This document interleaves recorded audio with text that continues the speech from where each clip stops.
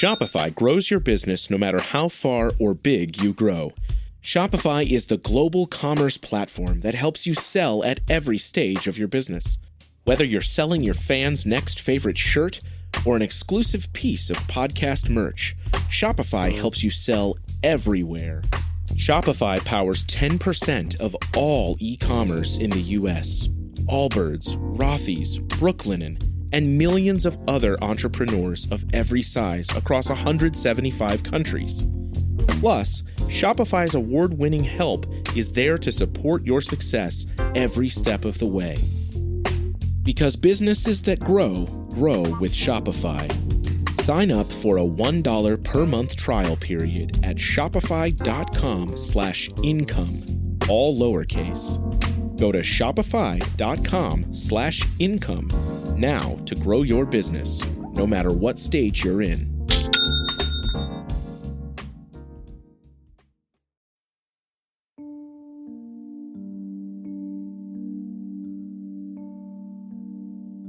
One of the amazing things about running is how powerful it can make us feel. As we train to get stronger and faster, we not only build our muscles, but our confidence as well.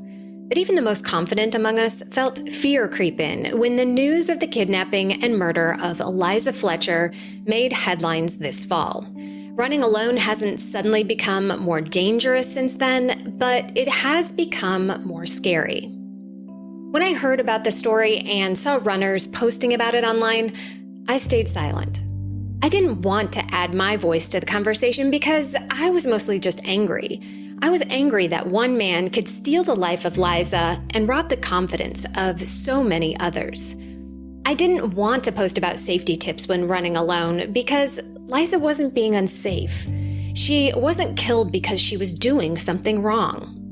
But what I do want to do is take our power and our confidence back. We can't control the predators in our world, but there are ways that we can run with less fear and more confidence no matter what time of day. And I don't think it's too dramatic to say that what you are about to hear could end up saving your life.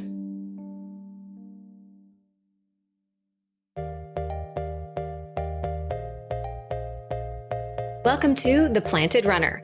I'm Coach Claire Bartholic, and my mission is to help you improve your running, your mindset, and your life with a science-backed training and plant-based nutrition.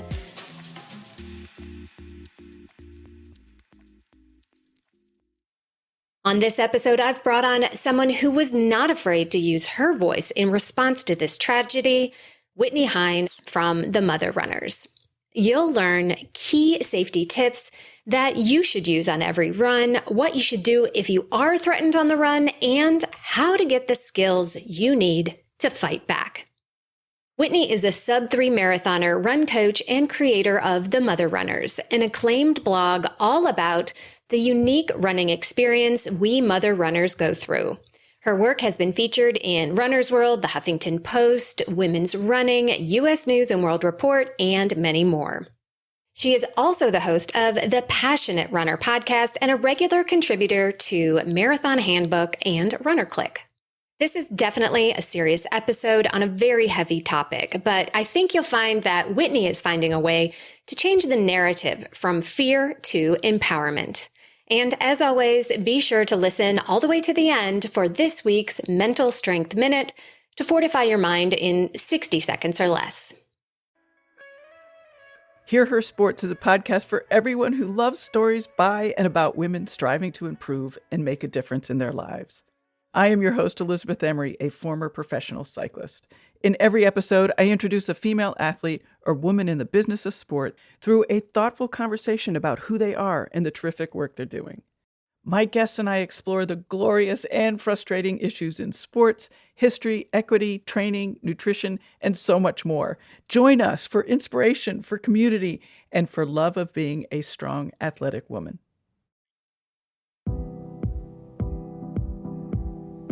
And now, here's my conversation with Whitney Heins. Welcome to The Planted Runner, Whitney. I am so honored. I've been listening to your latest episodes, and I'm just really honored to be on here with you, Claire. Well, thank you so much. It's been a great transition. So I'm happy to be on my own, totally doing everything 100% me. So it's great. And I'm really happy to have you on as a guest as well. I've wanted to talk with you for a while. I've followed your journey too. So it's great to finally virtually meet each other.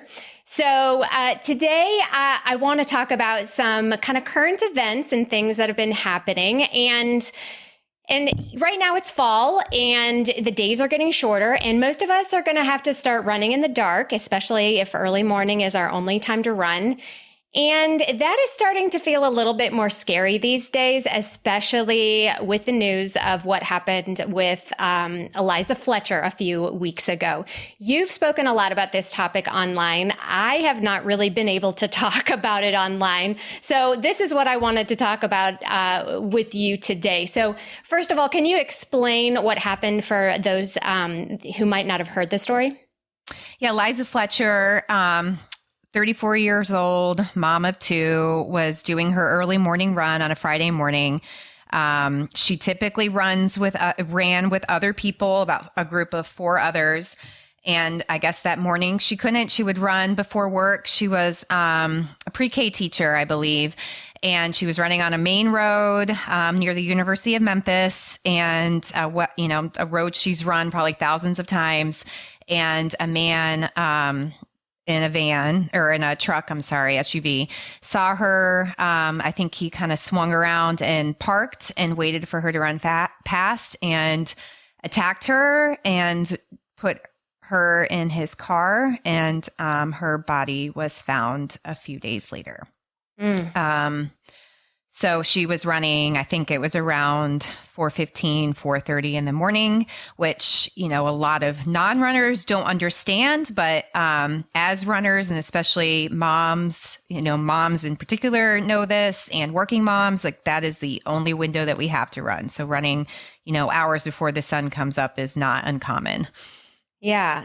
Well, first of all, what happened to Liza is actually extremely, extremely rare, but it got a whole lot of attention. And that, running didn't suddenly become more dangerous, but it became, being afraid to run by ourselves in the dark suddenly became, front of mind, would you say? Yeah. And I mean, I live in Knoxville, Tennessee, on the other side of the state. And a couple days later, an attempt of something similar happened where a woman was running 7:30 in the morning on the pedestrian mall area of downtown Knoxville. Lots of cute restaurants, boutiques, lots of people around. She was attacked. They attempted rape, but people saw and stopped it. So, it's not common, but it's still a threat. And obviously, I feel like when something like this happens, then I don't know what happens. Bad guys get the idea in their head and they're like, oh, maybe I can try this too. It just seems like when this happens, there's more prevalence of it. And then, on the runner side, there's just obviously we have heightened awareness, and then that kind of wanes until something else happens again. And then we realize, hey, wait, we do need to take extra precautions to protect ourselves. Yeah. And, we'll talk about a lot of those extra precautions in just a minute. I think the reason that I felt really uncomfortable voicing what I had to say, because my immediate thought was, of course, sadness. This is a horrible tragedy. But then anger, anger that somebody would take away not just this young mother's life, but, that is what we do. We go and we run. We do this for our physical health. We do this for our mental health. We do it for a sense of accomplishment. And this person completely has terrorized a generation of runners, with what he did to this particular person. And we could talk about safety, and we are going to talk about safety. I think that's very important, but I don't think Liza was being unsafe, and that's the hard part, for me at least. I think that's I posted about it on Instagram and Facebook, and particularly on Facebook, people left messages that I deleted or thought about deleting, kind of blaming her. Like, well, why was she running? Why was she running in a sports bra? Well, because it's Memphis and it's early September and it's hot. Why was she running at those hours? Because that was the only time that she could train and go after her goals. I heard that she was training for the St. Jude Marathon. Why was she running alone? Why was she running in Memphis? Well, because she lives in Memphis and she was running alone because she is a mom and it's really hard to make our schedules line up. And sometimes you have to run alone in the morning. And so the judgment that really, that just really made me mad because she's out there trying to do what's best for her, to be her best self for her family, so she doesn't have to lean on other people, so she can be with her kids when she gets home from work. And so, yeah, that in particular made me mad, obviously, on top of the fact that we feel like we have to go take all these extra steps because we feel unsafe when we're trying to do this thing that makes us better. Yeah, exactly. Not running is actually a lot more dangerous than going for a run in the dark. All the things, all the diseases that, people get from not exercising are far more dangerous. Driving in your car is far more dangerous. Right. All of these things that we do without even thinking about it. And, this poor woman gets attacked literally and figuratively for doing something that is actually so good for you. That's the part that just infuriates me so much. I totally agree. Yeah. So we know that she was carrying her phone with her. They found it at after this happened. Carrying your phone can be, a good safety device. You can call somebody, but obviously it's not foolproof, as we, see. So you had some great tips that you posted that can give us a little reassurance, that can potentially help us in a situation. Do you want to go over a few of those with us? Yeah, I mean, I highly recommend carrying your phone and having it easy to get to. I know a lot of sports bras, they have it in the back, and I don't know. I find it not easy to access your phone and pull it out and use it if you need it. But I think running with your phone or there's a bunch of devices out there that can sound an alarm, like Run Angel, that can call your loved ones if you need help. If you run with your Garmin, for example, there's live tracking, so your loved ones can track you, but there's also, you can send, if you have your phone with you, they do have a watch model where you don't have to carry your phone. But most of them, you have to have your phone with you so that you can contact your loved ones if you need help, or emergency services. Something that I did not realize, and I think they may have changed it now, but Strava defaults to public. So if you have a Strava account, you need to go in there and check your privacy controls, because if you don't, I think they went in after Eliza Fletcher's death and changed it so that they automatically hide your start and end position by like a eighth of a mile. But you can completely hide your map, but go in there and make sure people can't see where you're starting and stopping, because chances are it's from your house and a stranger, a predator, can see where you live. Right. And especially if you have your runs set so that not only followers see you, but everybody can see you. And if you do go in and change your controls, you have to look and edit past activities as well, because it doesn't automatically do that. And I would say, a lot of people say, hey, well, Liza, she had her phone and it didn't help her. And that's true. And that's why I think the best thing you can do is take self-defense classes. If you run with something like a blade or a defender ring or pepper spray, the chances of you knowing how to use that when you're attacked and you're fight, flight, or freeze, and most people freeze, is slim to none. And so I think taking self-defense classes, no time is better than the present, making sure that it's really like muscle memory, you know what to do if you're attacked from all different positions, is really the best thing you can do to keep yourself safe. And that's, for me personally, it was always on a bucket list, and I've talked about it for the longest time. And now I'm finally doing it, and I'm finally taking a self-defense class every week. I have my mom taking it with me, a couple of my mother runner friends, because it's not even just like when you're running. Unfortunately, it's like if you're leaving Target with your kids and somebody comes up to you, and just knowing how to create pain in somebody so that you can run away is, it's vital. Yeah, absolutely. I took a self-defense class with some runner friends of mine a few years ago, and it was really helpful, but I haven't done that. I did the one class and I'm like, yay, I'm good. And it's not really like that. I need to probably do it again. So you took one recently. Tell us what you're learning. Any tips? Yeah. So I arranged there's a local Krav Maga gym here in Knoxville. And so I asked them to do a free class, and 100 women showed up. Yeah. It was amazing. Yeah. And it became very apparent to me when I took that class that this is something that I need to practice. And so I realized that one class is not enough. So I signed up for a series of classes that I'm doing for the next few months. Because a lot of runners are not super coordinated. That's why we choose running, right? Okay, maybe I'm just talking about myself, but it does require some coordination. Like you have to, I need to put my dominant leg behind me. I need to twist at the hip. I need to go at a 45-degree angle. I mean, there's all these tricks that you need to learn to be more effective. And you need to learn several different, if they come up from behind, if they tackle you from the side, if they're grabbing onto your ponytail or choking you or grabbing your wrist, like these are all moves that you need to learn to get out of those types of holds or out of those types of attacks. A lot of it is counterintuitive. And so, I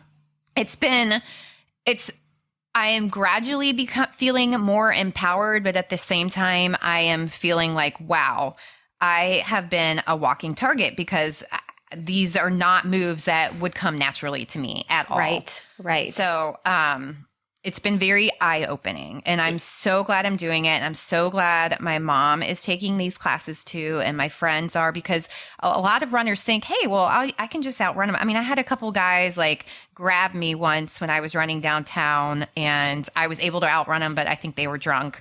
They weren't they were just a bunch of drunk guys. But we think, hey, we can outrun them, but not necessarily, especially if they're on something. We can't bank on our endurance or our speed to outrun an attacker. Yeah. And one interesting thing that I learned through that class is the power of leverage. We think, especially as women, most of the time we are smaller than our attacker. We are tiny, little runners who don't do enough strength training. So, right. We are just like, how on earth can I outpower some 200-pound plus dude? And it's about leverage, the power of using your body in a really unique way that, like you said, it's counterintuitive. You don't think about moving towards your attacker in a certain way. You think about getting the hell away from him, right? No, totally. And a lot of it is twisting your body in a way so that you create space so that you can get away. Or yes, like you said, like if somebody comes and bear hugs you from behind, you drop down low. And so that way it's harder for them to lift you up. I mean, it's just little tricks like that. And the self-defense class that I'm taking is rooted in Krav Maga. And so it's a great equalizer. It's not based on strength or size. The moves that they teach you can help anybody, no matter how big or small you are. So it's been pretty cool in that just in the past couple weeks that we've been taking the class, like the first class, we were all kind of timid, it just doesn't come natural, I think, to a lot of women to be aggressive. And even if the guy's like, hey, hit me as hard as you can, we're still like, oh, I don't want to hurt you, or just kind of, tapping into that. And already in a couple of classes, I have seen women come out of their shells, myself included, and be more aggressive. And I think that also will come in handy, like if you feel like somebody is invading your space and you're trying to be polite and you don't want to cross a line, I think it will give us the push that we need to trust our gut, and this person is a threat. And so we need to make sure that they know that we're something that they're going to have to deal with. We're not going to go down without a fight, Yeah. Obviously, people that want to attack women or men, I mean, it's not specifically women, but it's, we're more likely to be the target. Obviously, these people are out there. They're not going away. Nothing we do is going to change their motivation to be bad people. Right. But the things that they are doing instill fear in us. And what we want to do is find something that lessens the fear and find something that empowers us so that we can go running and feel better. But the risks are not changing, right? Right. Yeah. So I just think what people do who attack other people like this is they're spreading fear to all of us. And the only way to counteract it is to do something ourselves, even though it's not our problem. That's right. what I struggle with so much, Like we're putting it on ourselves that we have to do something when it's actually they're the bad ones, Yeah. I mean, yes. And I've seen a lot of comments about that on Instagram where, well, hey, how about we just create a world in which men aren't attacking women? And it's like, well, that would be great, but you can't control other people. And so the only thing you can control is yourself.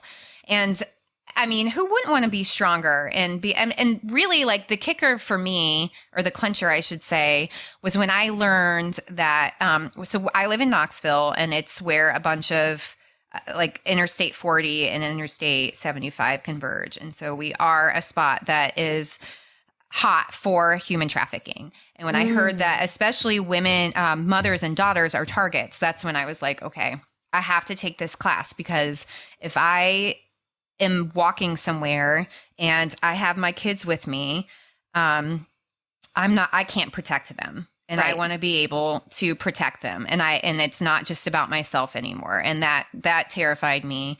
And was the push that I needed to empower myself to be stronger. And I look forward to my daughter Eleanor taking classes, and my son Cal with me. They've taken a couple already, but just to really ingrain it. But we can't control other people, but we can control, how we are.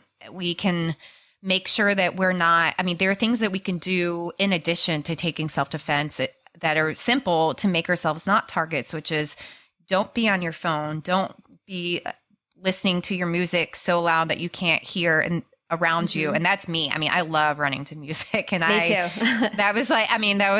It's hard. I run with one earbud in now. And I don't enjoy it as much, but I'm like, I have to be aware of my surroundings. I have to know, I mean, even just if there's cars, obviously I always have one out, but, I think the biggest thing is making sure that you are aware of your surroundings and you're not completely like invested in your phone when you're walking around or running. Yeah, good point. Good point. So you mentioned something earlier about that there's a device that will sound an audible alarm. What was that? That one's called the Birdie. Okay. So it's like a bracelet or what? I think there are bracelets, but the Birdie is a handheld device, and it's got like a pin at the top, and you just pull it out, and it's a super loud alarm.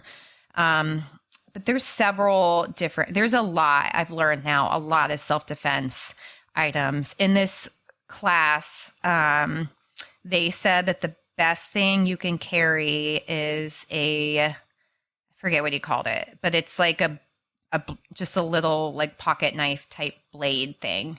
And they said that that's the best thing. I run with something called a Defender ring, which has the one that I wear is rose gold, and it has a rose at the top, and you just unscrew the rose off, and then it has a very sharp blade, and I wear it on my pinky.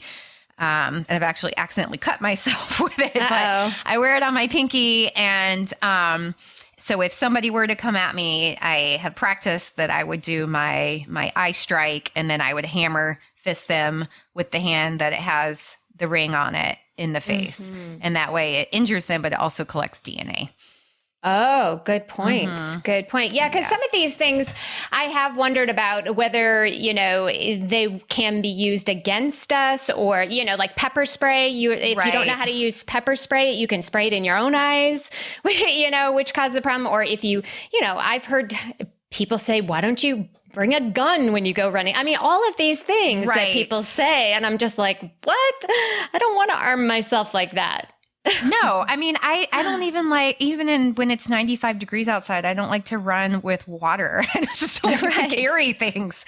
I like to have my hands free. Yeah, I have a neighbor who keeps telling me I need to run with a small pistol. I'm like, yeah, that's just not going to work for me. But yeah, no.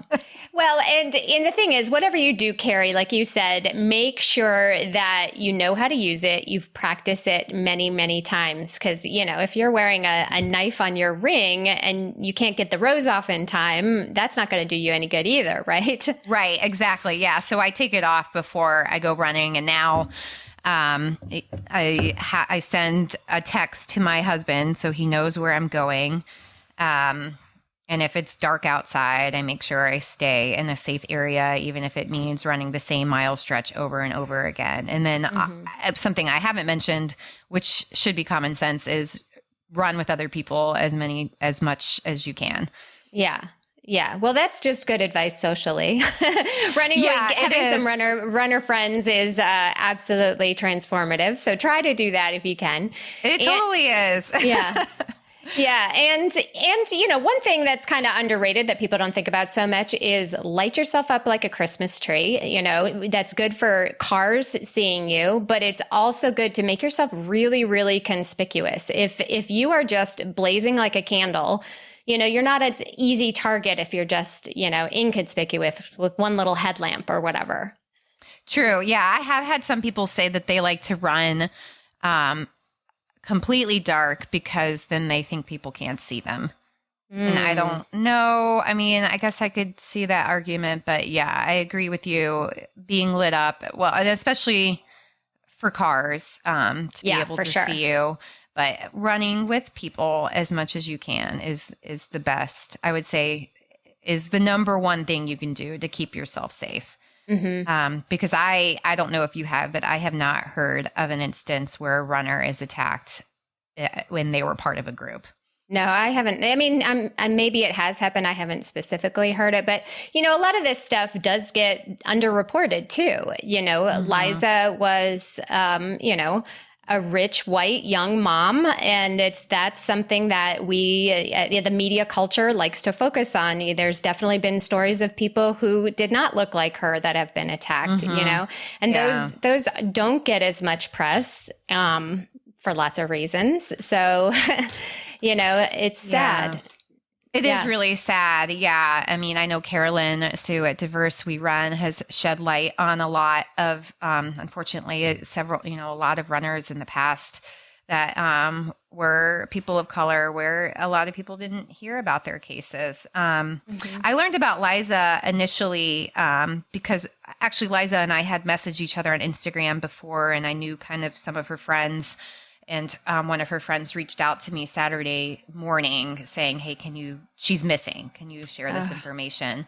And I think for a lot of mom runners, we could easily put ourselves in we knew the backstory of what she was doing that morning. And we could very easily put ourselves in her place that, this is getting the cup of coffee, gradually waking up, laying out the clothes the night before so we don't wake up our kids and our spouse. Like, we could very much picture us doing the same thing. And so I think for many people, myself included, that's why it hits so close to home, because that's something that I regularly do. Yeah. Yeah.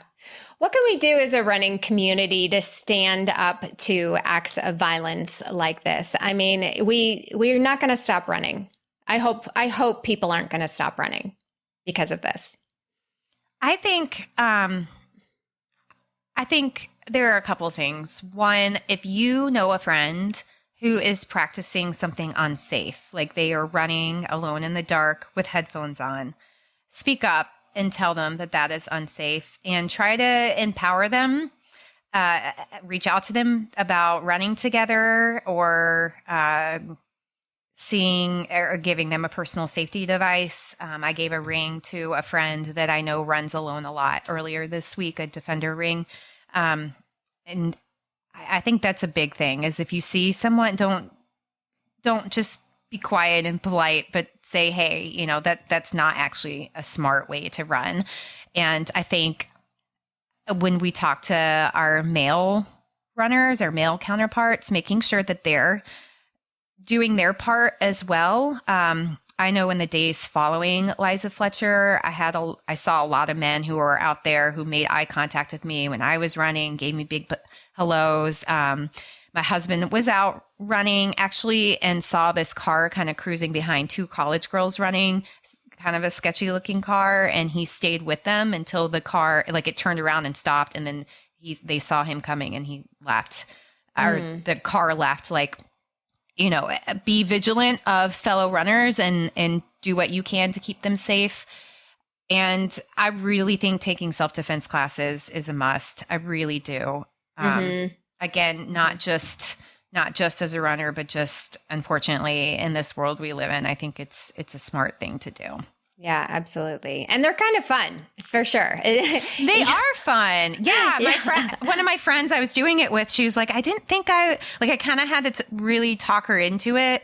But she's like, I kind of really am looking forward to it now. And it's like when you hit the bag or like the pad that they hold, like it's very, I don't know, it's just like very satisfying to like feel the power, and then it makes a good satisfying sound when you hit it. So yeah, it is actually kind of fun. And you know, you could make the argument that it counts as strength training. Definitely.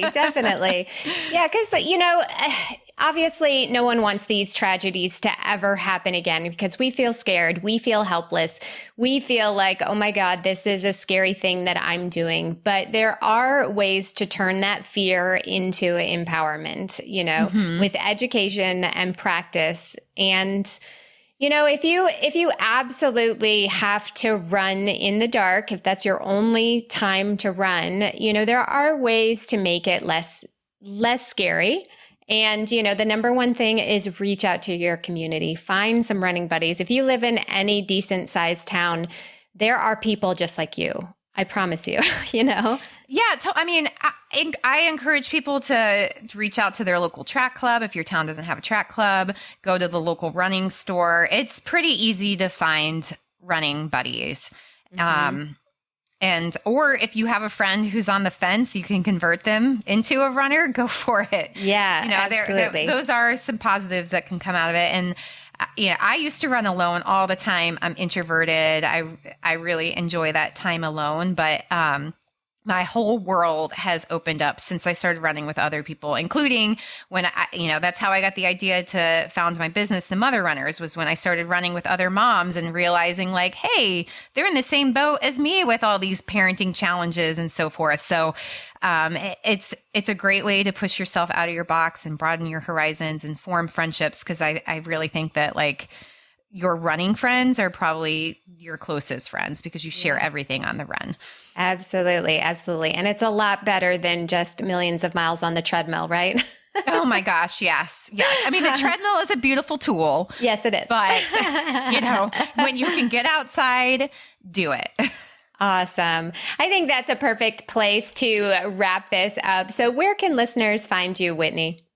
They can find me at The Mother Runners on Instagram, and my website is themotherrunners.com. Perfect. Well, we'll have all of that in our show notes. Most people are on the run right now listening to this.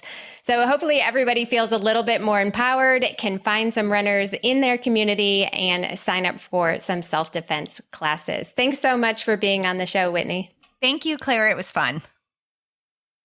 Be sure to follow Whitney on The Mother Runners with an S on Instagram and themotherrunners.com.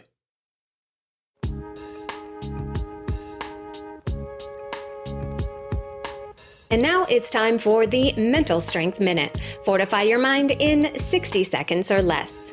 Today's topic is relaxed fast. It can seem like a paradox, but the best way to run your fastest is to relax. When we're concentrating on something challenging like fast running, what we tend to do is tense up.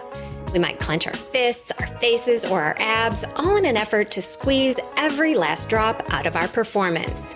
This is actually counterproductive. It wastes energy that can be used to run fast. No one runs faster with a grimace on their face or with literal white knuckles from a death grip. We run faster when we find a way to let the effort flow without wasting energy. So when you find yourself tensing up, try using relaxed fast as a mantra. Relax your face and focus on running smooth, not tense.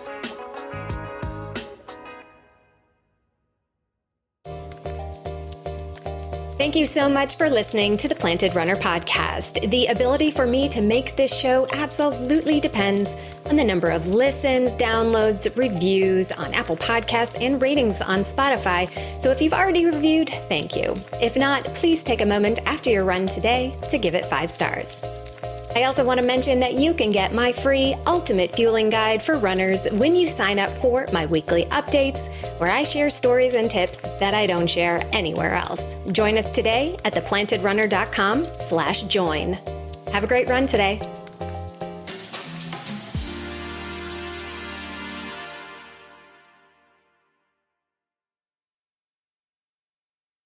Women's Running Stories, where we explore the intersection between running and life. Because every woman who is committed to a running journey has a story to tell, and this is where you'll find those stories. I am host and producer Cherie Louise Turner. I'm a 53-year-old runner, and together with original music by musician and runner Cormac O'Regan, we bring these inspirational stories to life. Please join us to fuel your adventures.